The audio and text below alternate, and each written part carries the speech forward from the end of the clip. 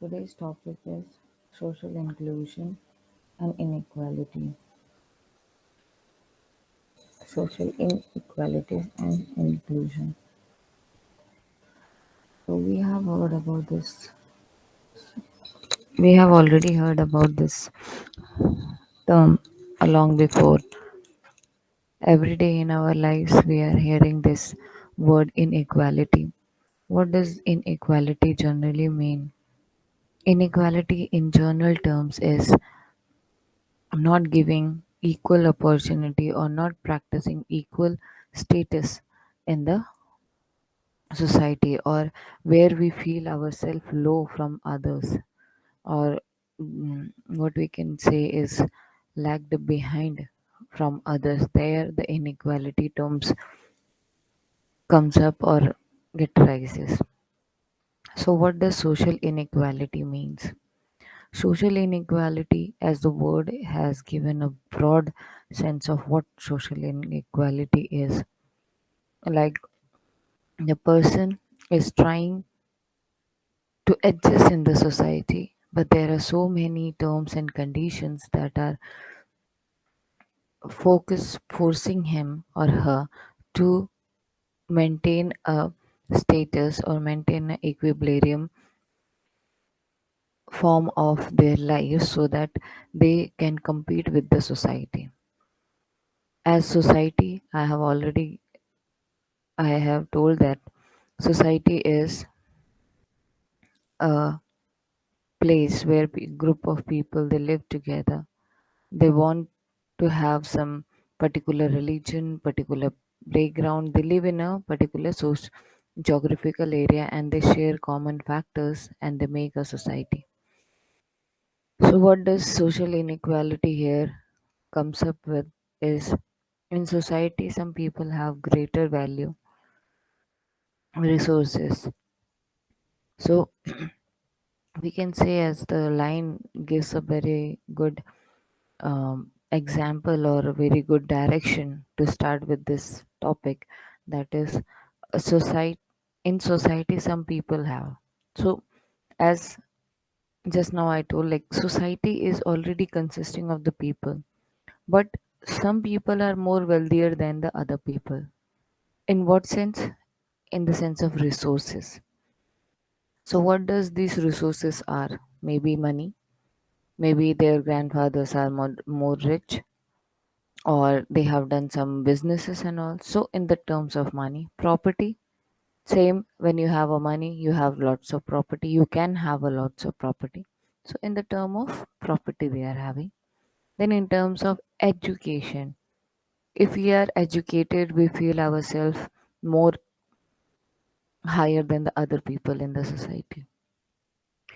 Health, why does a health becomes a resource?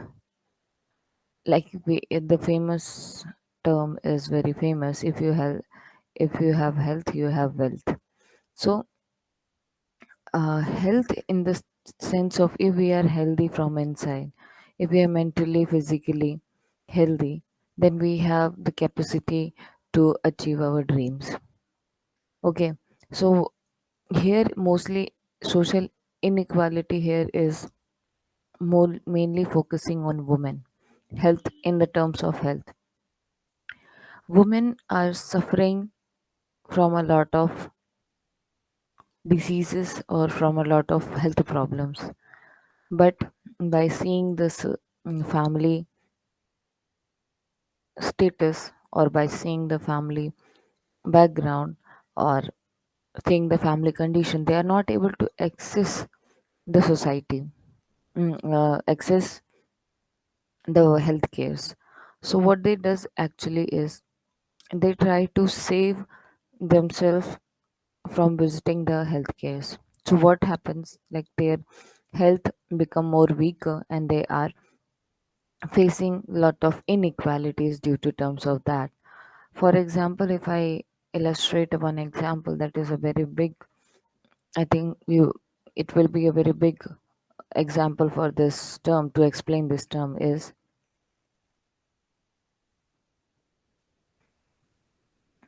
if a mother is sick in the family, she is not treated as sick person, but as a father is sick in the family, or the other children or any grandparents or anything, any other person in the family is sick, the woman is working for them whole day, ignoring her own health. So what happened, like when it comes to a work which requires a lot of strength, in that condition what happened, a woman makes herself backward.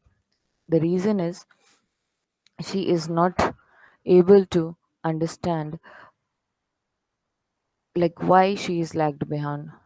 She is equal to the men, but because of ignoring her health issues or not visiting the health case, make her weaker from inside.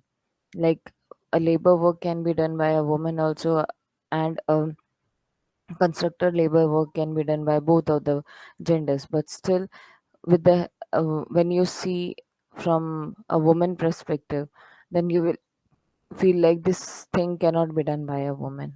So health becomes a very big factor in that conditions. Then the power word, nowadays we can see how much the power word is very powerful in the society. Like if somebody is on a higher position in the government or politics or any job, he has the power to make decision and everybody follows it. In the society also we have committees.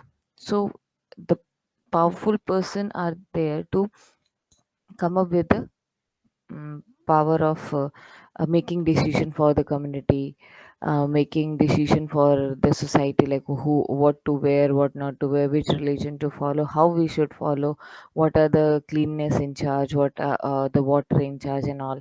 So use of resources and all. So this power is dependent on other factors also, like money. If you have money, you are automatically in the position of power because you can buy anything, um, uh, you can have uh, work done with the help of the money. Property, if you are more having more property, then people will come for work for you if they want, then it becomes a power.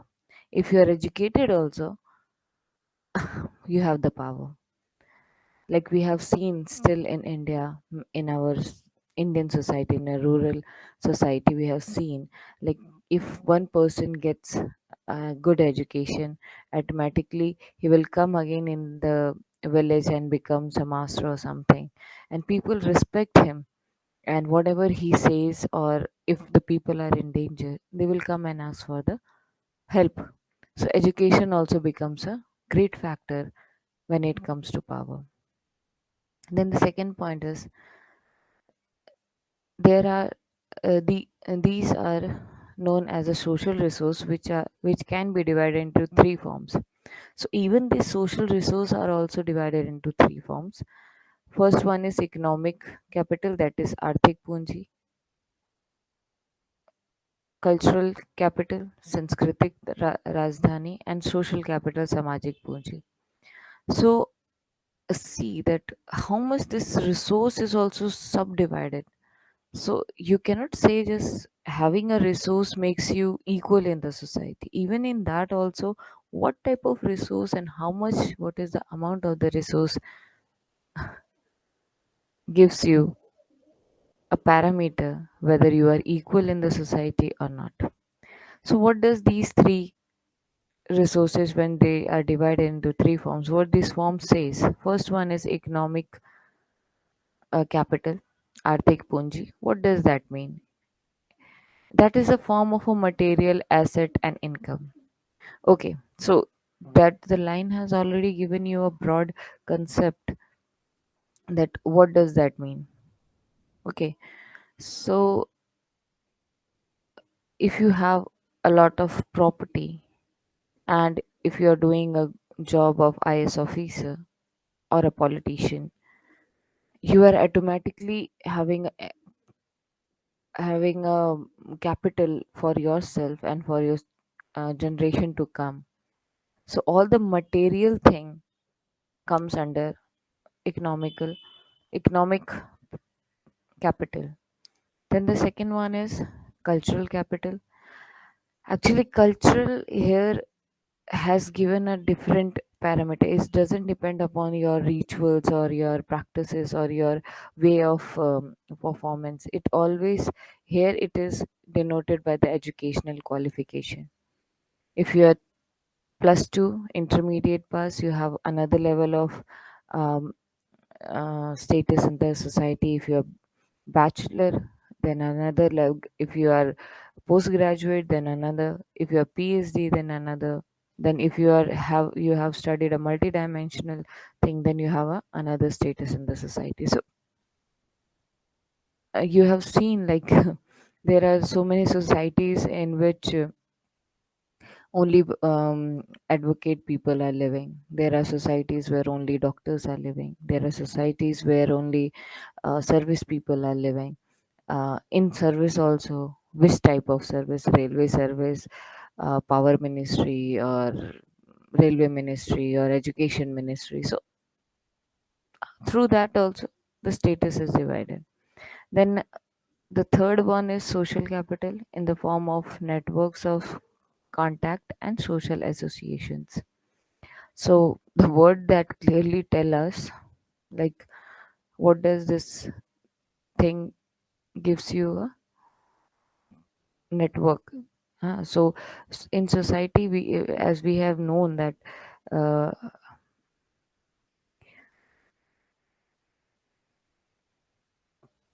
they have told scientists have told like society and man is a social animal. So it cannot be left alone. It needs an environment where he or she can interact. So man cannot live without a society. So being with the social contacts, having your name attached with some organization makes you more powerful in the society. If you are a doctor, people will respect you as a doctor, and they will try to have some uh, you will have influence on the society. Like people will come for advice to you, people will come for medical health checkups and all. If you are advocate, if there is some problems which are related to,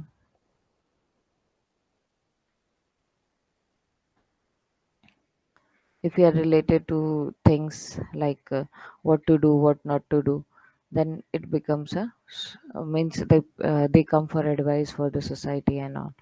Then other one is pattern of unequal access to social resource are commonly called as social inequality. So after all these factors, what does actually inequality mean is the pattern of unequal access. So even in this also, there are the if you see these three forms, even if one form is not there, then there is inequality in accessing the social resources. So it becomes inequality in the society.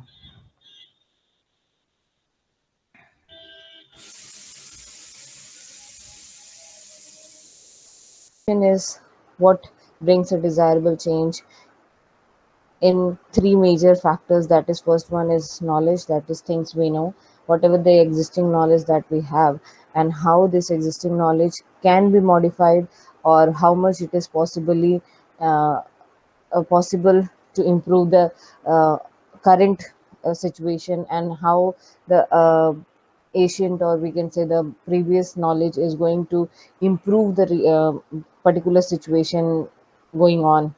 Then the second part is attitude is things we felt, like whatever the situation we are in, we sometimes forget to and analyze that we can have a solution out of it. But when we have this education, we can have a diversity of knowledge, how to and ways how to come out of that particular situation. Then skills, things done, that is like whatever the way we handle the situation, and how we come up with a proper solution of that a particular situation, is going to be very much helpful to the people. Okay, so all these things, at knowledge, attitude, and skill should be there in a human behavior, and that is what the education does. It changes overall. It changes the human behavior. If a person who is illiterate, he may have a very basic way of traditional way of, or a, we can say, traditional way of understanding the situation. But when we are talking about the fact that how that traditional situation, traditional knowledge is going to affect the present situation, that is what education brings into the person. Okay, so we cannot say that education is a part and extension is the another part. The education is the integral, means it is there, almost present in every extension thing, whether it is extension of agriculture, whether it is extension of any medical area, whether this is education of any um, anything. You can take any of the fields of education, and the basics concept of extension is education. Okay, so we cannot say like education and extension are totally different things, two different parts. So we have to always keep in mind that education is the basic concept of extension. If there is no education, we can't carry out the extension. Okay, so extension means that type of education which is stretched out to the people in the rural area or beyond the limits of the educational institute to which the formal types of education is normally confined. So it's we can say that we are in extension. What we are actually doing is we are educating the people in the rural area who are not able to access to the institute structural institutions, or we can say educational institution like school, colleges, or universities, or institutions, or any training program, training institutes and all. So it is a formal type of education that we are providing to the people going into the village and providing the knowledge to them. Then what is the type of education that we are having?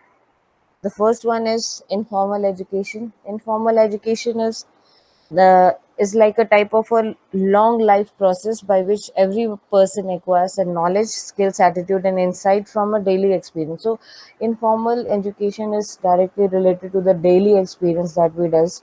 Like um, we, it is said, it's a very famous saying from our ancestors that. Old people or grandparents, that whatever you learn is not all the bookish language. So here daily experience also gives a very different frame as we see in the book. Like don't say lie, it's a very basic thing that we learn in the book, but sometime in real life it's good that we are not lying to something, but situation arises when we have to lie, but we have to manipulate in such a way that the person doesn't get affected by the lie that we are saying. So same thing is what our daily experience is teaching us, and what we are learning in a formal education or in the book is knowledge. So it's exposure of everyday thing. It is environment, whatever environment we are getting at home, whatever environment we are getting at work, wherever we are employed, and at place here is particularly is like we are going outside to meet the people, this community we are attending, the functions we are attending, so we learn from them also. Okay, so this is the what all about informal education. What is non-formal education? So the second part is about non-formal education. So non-formal education is carried outside the institution. Institution here is a proper structure or a building in which people comes from outside, they pay for the education they get, and then they work on upon the projects or something that is given or according to the requirement of the curriculum or the syllabus. But non-formal education is whatever we are learning, we have to stretch that thing out, that knowledge out to the farmers. So mainly it is known as a adult education that we have heard about. So many non-formal education that goes on, mainly like night schools that goes on, or some like street education, then evening schools, and also adult education is there, vocational trainings are there, vocational educations are there for the people. Then extension education is there. Like, we are just on a particular topic, we are going to the people and teaching them and giving them our experience of what we have felt and what they do and how they are going to comprise both of the thing together and come up with the solutions. And also we directly, if we in our daily life we want to understand what is non-formal education, it is directly as a adult education. Okay, so adult education, like they do, most of the adults are what we categorize as adult is from more than 20 to like 40 or 50 years.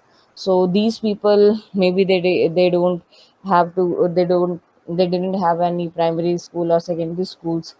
They don't know how to write their names and even read and write the basic things. So adult education here is main concept of what we call as non-formal education, because the people they go, they teach by voluntary, and they at least aware, make them aware of whatever the things are going on.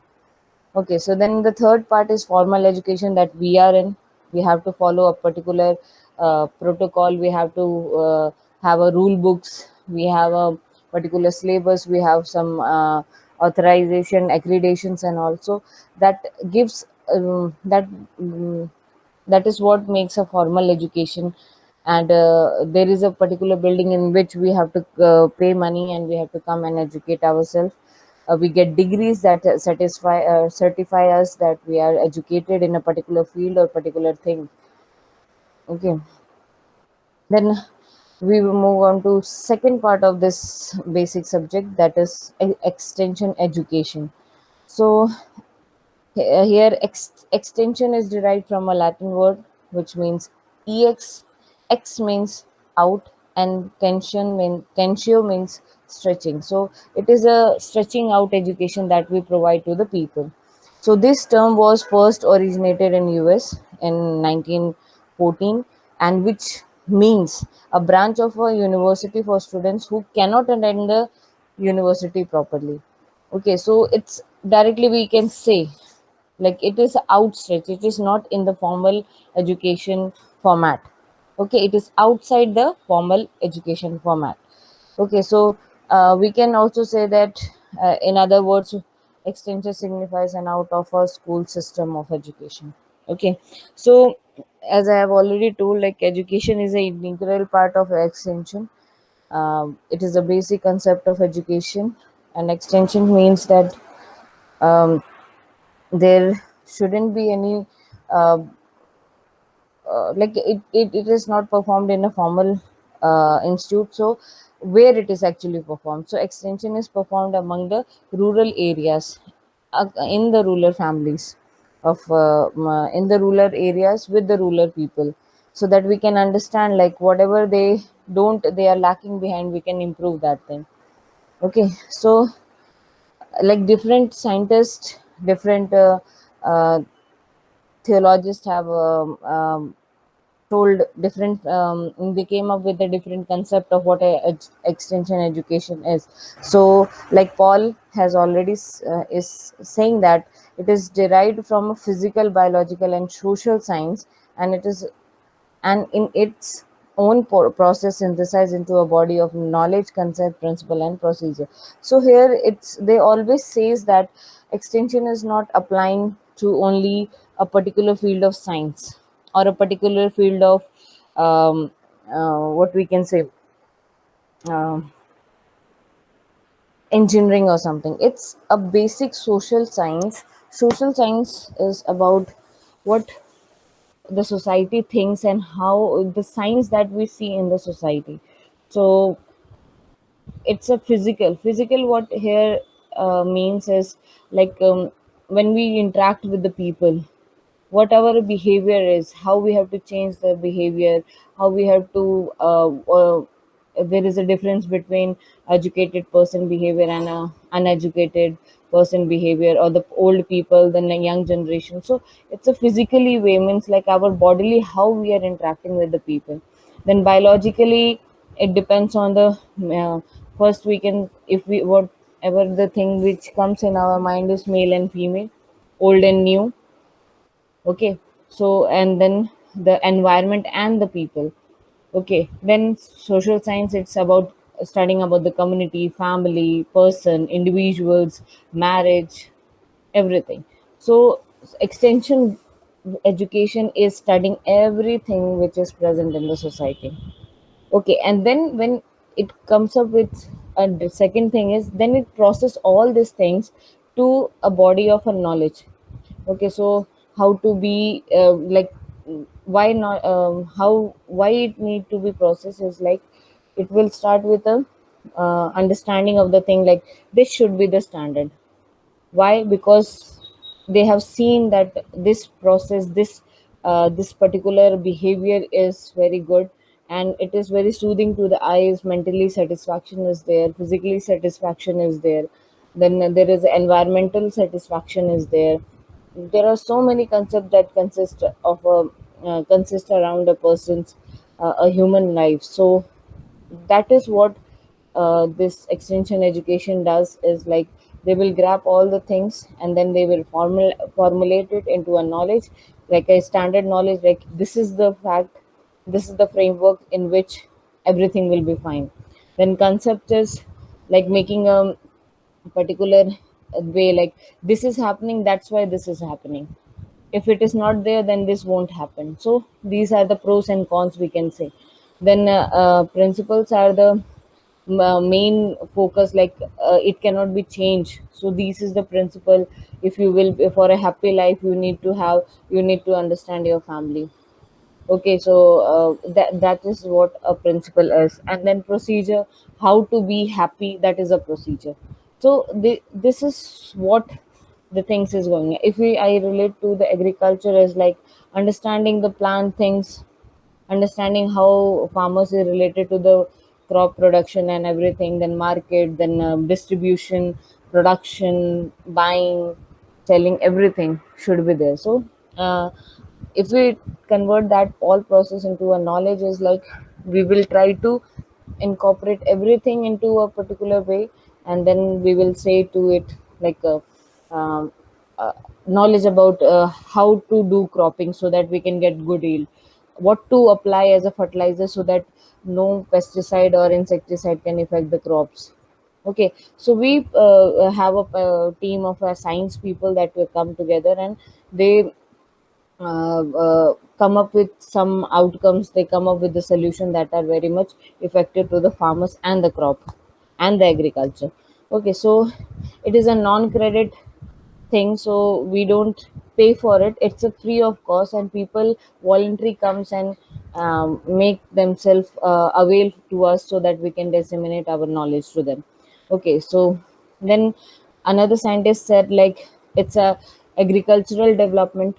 Okay, so whatever the extension is there, we have to mainly focus in agriculture, especially it mainly focus is the agriculture develop, because 80% of today's also in India, the farmers are there.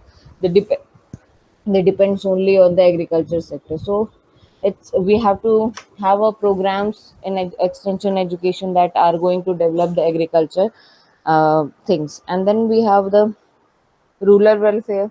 Rural welfare is how the rural life is there, what they eat, how they live, what are their felt needs, how the solution can be done, and all.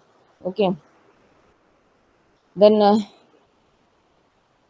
now what is the scope? One more point I forgot to tell you.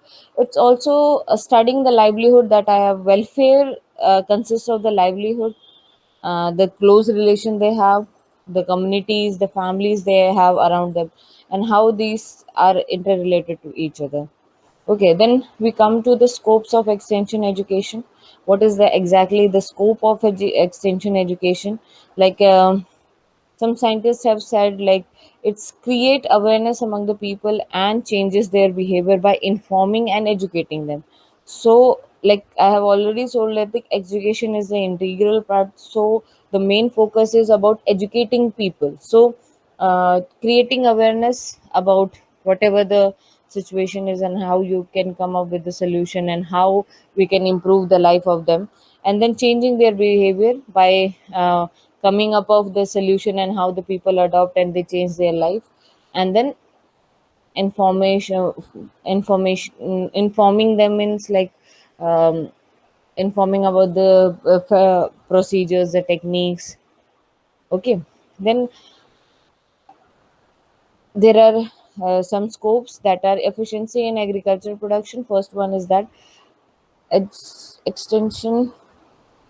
Agricultural production here is about the production of the crops, the farming system and all, and how we can through the different techniques that are founded in the formal education way, we can come up with some of the programs, and then we can educate how to produce the good farming or good crops. Then marketing, distribution and utilization, how these crops which are grown and then processed, how these processed food or some the production is going to be marketed, how it is going to be distributed, and how these distributed things can be utilized.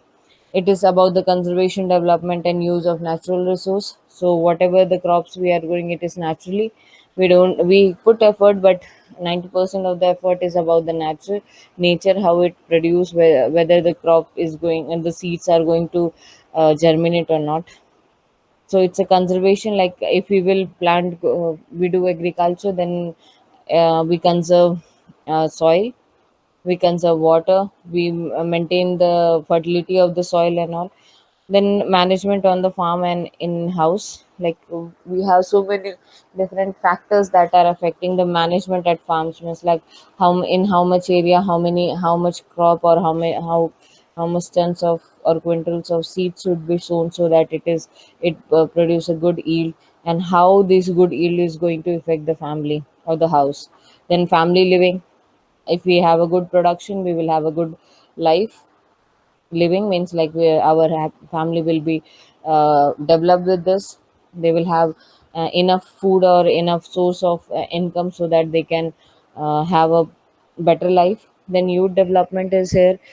All the youths will be involved when and they will, by learning, when they will be involved in farming, they will know that this is lacking behind, and they can come up with different techniques to improve that particular problem. Okay, and then that is indirectly developing a mindset of about what is agriculture. Then taking leadership development is like if we have something new, automatically people will try to understand us, and they will try to um, come up, tell us like we also want to understand this, and then that is the power of what leader person comes out, leadership quality comes out, that you are going to take leadership, you are going to take initiative to educate them. This process is done by this, and this will lead to this. Okay, then community development, obviously if youth is developed, the family is developed, the farmers are developed, then definitely the community will be indirectly or directly it will be developed. Okay, and that will help the development of the rural areas also. Then public affairs is here is means about the they will be more interacted to the outside world, what is going on outside and what is the situation. Like recently, from last year, we are facing the farmers revolt about the three farm laws that is going on, and it is why the people are aware, because they are so much developed that they understand like this is our basic need, and if we are paying and if we are paying for whatever we are growing, then it doesn't mean we they are going to be benefited. So they see, they have watched about the situation, like there is no benefit for them, their family will be very much lag behind, so they are protesting. So this is what public affairs is like. Politics and the people are going to interact directly and make a different scenario. Then another part is like extension is a integral part of agriculture and rural development program in India. So like I have already told, like in India 80% of people are under farming sector, and still they are working hard to produce good yield so that they can get a good livelihood. But still there are so many pros and cons that are coming out. So we like, what type of agriculture develop and rural development programs are there? There are fisheries, animal husbandries, there are forestries, sericulture is there, so which are giving which are promoting them to get more yield of what regularly they grow crops and the process they follow in agriculture. So further we can say there are another set of scopes that comes out from this point, like extension is an integral part of agriculture. So first one is it motivates people through a proper way, proper approach, like um, for example, like if the person is only dependent on the dairy, or only dependent on the like sericulture or bee culture, so how they can be educated more to produce more. Okay, so more streams will come out, more studies will come out to enhance the production of that thing. Then it help to educate people, all the village people. It's not like this percent of the village people are not educated and they are facing so many problems. So village people are educated by them, so they, if there is some any problems, they can handle by themselves. Then there will be a desirable change in all the three aspects of life of a person. That is, first one is knowledge, attitude and skills. Then it helps the people to help themselves. It not like in formal education what happens, we have the knowledge, we disseminate that knowledge to the students, and then the students will come out or they will learn that same knowledge, and maybe they will modify a little bit out of whatever they know. But as for the, if extension, we talk about the extension education, we go to the farmers, we tell the people like, this is the way and this is the process by which we are going to help you. And it's not just we are helping you or giving you education, but how this education is going to help, that is your thing. You have to implement that thing, see whether there is problem with it, whether you want to apply that particular methods or not. So it's directly as helping people to help themselves. We're not going to go inside that person's mind and tell, okay, this one is the best. They will implement, they will see, and then they will educate themselves through doing. Then always it is working with women. It's not solely on the crops or on the thing, it's also a social science. So social science is related to people living in the society, so it consists of men, women, children, boy, girl, everything, and their felt need, whatever the needs are there. Like for the men and women, maybe for the men, they are working whole day in the farm. For the women, they are working whole day in the household, but they are not gaining anything. For a farmer, he is gaining, he is growing crops and he can sell out and he can get money. But for what about the women? What about the female part of the society? What they are doing in the rural areas? So it helps in some of the schemes, like self-help groups are there, cottage industries are there, which help them to improve themselves, and they can also earn money to support the family. Then it's not about whatever we know and we tell and we implement, we forcefully tell them to implement. It's a demonstrative thing, means they will demonstrate it, then they will adopt it. So it's both the way. Learning by doing means, if first they will see, okay, I am doing this thing and this is output is good, so they will do and see whether reality on real grounds it's working or not. It's not always about the rumors, it's always about the practical world. Then it never emphasize on the institutional culture, it always work with the rural culture, like how the rural family is working, how they are going to help the people.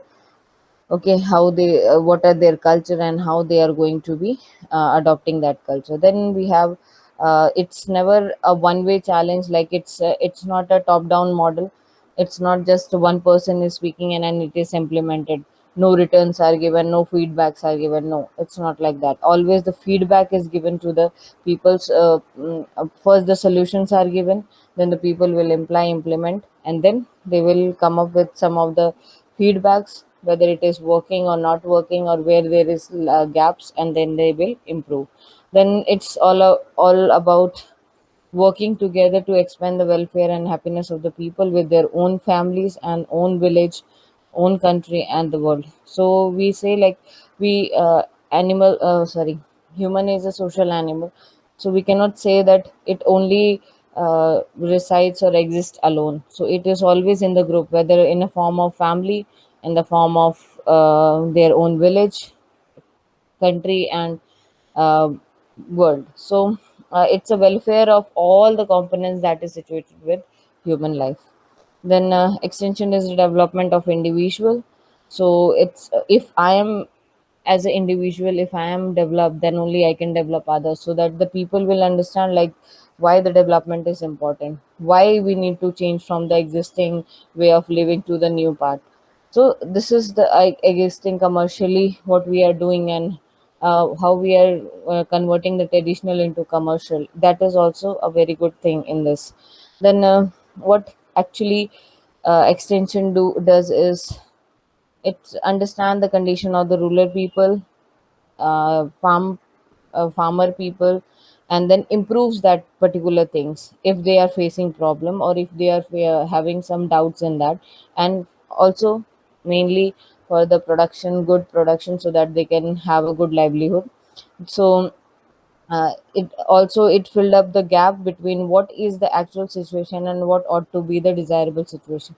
Okay, so like I have said, like in formal education we get a particular procedure or a particular principle on which we work, but on ground it is very, sometimes it is totally different on whatever we have learned in the formal education. So extension education teaches us what the theoretical and what is the difference between the theoretical and the practical knowledge. Okay, so and then it also uh, filled up the gaps between the technology and the traditional knowledge, and then it come together and formulate a particular behavior that help that particular situation or particular approach that will um, improve the behavior of the people to adopt the new technologies. Like before, we used to have this grinding machine that women used to sing, and they used to make flour out of the wheats. But nowadays we have machines that are working uh, to lessen the burden of the woman, plus the lesson, and it will work fast, and it will be producing more, so that the people can be uh, avoided from the toiling work of whatever they are doing. So this is what the technology is doing. Then another is like threshing, harvesting machines are there. So these are all are technology and science that is helping the farmers to improve their livelihood, and improve their family condition, getting the knowledge, improving their crop production and all.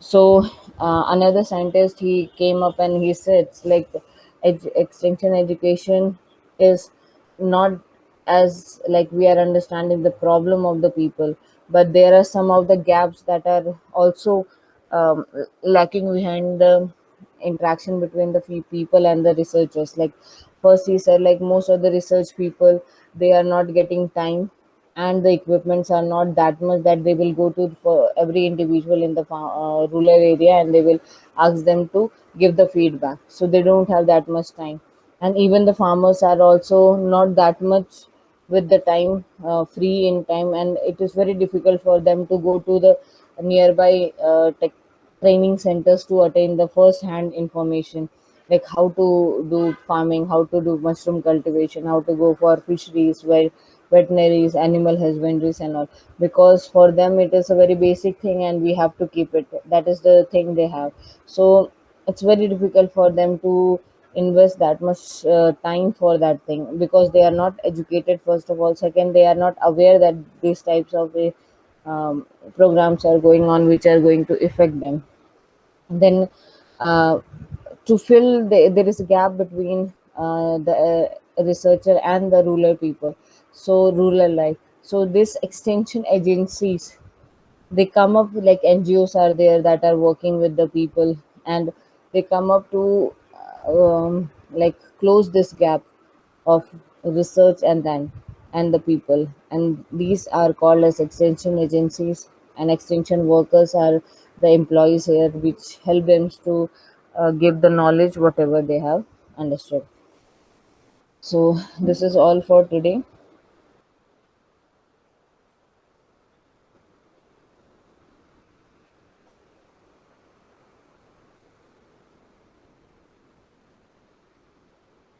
So I have a relevant questions out of it. They are,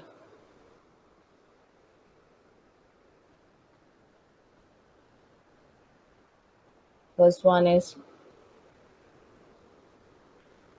what does the EX in the extension stand for? It's about inward education, it's beyond education, out education, or anything. Then we have this, what does tenuous word mean for that? Then how many types of educations are there? These are the questions that are given,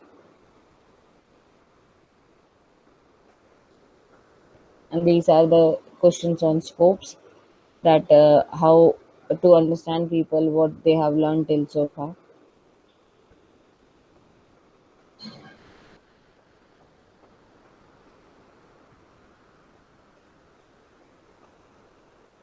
Thank you. This topic is over now.